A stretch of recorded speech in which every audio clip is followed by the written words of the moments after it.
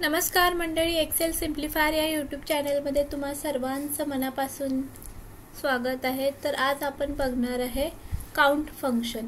या फंक्शनचा वापर करून आपण सिलेक्ट केलेल्या सेल रेंजमध्ये किती नंबर्स आहेत हे मोजले जाते। त्यासाठी फॉर्म्युला काय आहे, इक्वल टू काउंट आणि सेल रेंज। तर आज आपण कोणता फंक्शन बघतोय, काउंट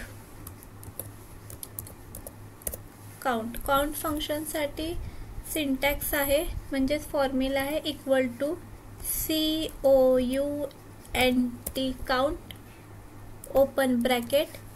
फॉर एक्झाम्पल, मला आता प्रियंका जाधव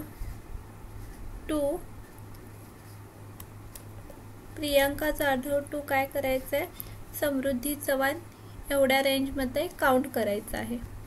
तर तेवढी रेंज काय केली, मी सिलेक्ट केली, ब्रॅकेट क्लोज। फॉर्म्युला काय दिलाय पुन्हा एकदा पहा, equal to COUNT count open bracket C4 colon C11 then enter.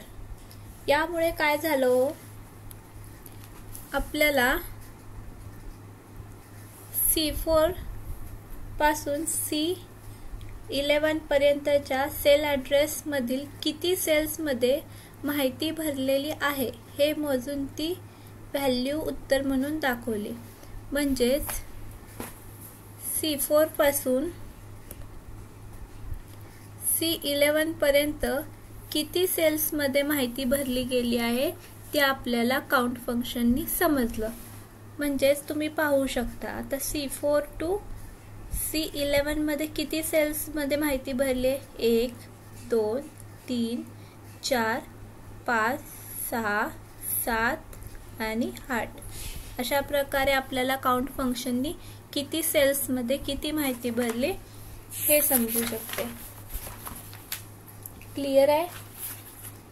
आता पुढील फंक्शन बघणार आहे आपण, काउंटा।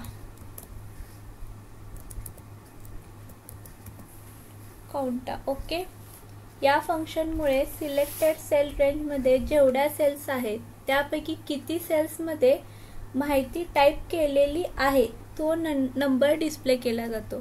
तर फॉर एक्झाम्पल हेच घेऊयात आपण। आता ह्यातले काही माहिती आपण काय करूया, काही सेल्स काय करूया, एम्प्टी ठेवूयात। Okay,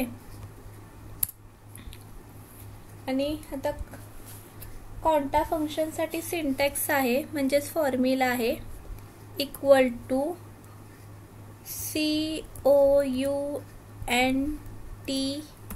काउंटा open bracket, cell range select करा, सेम मगाशीची C4 colon C11 then bracket close. आता काय होणार आहे, जितक्या सेल रेंज मध्ये माहिती भरली आहे फक्त तेच सेल काय होणार, काउंट होणार।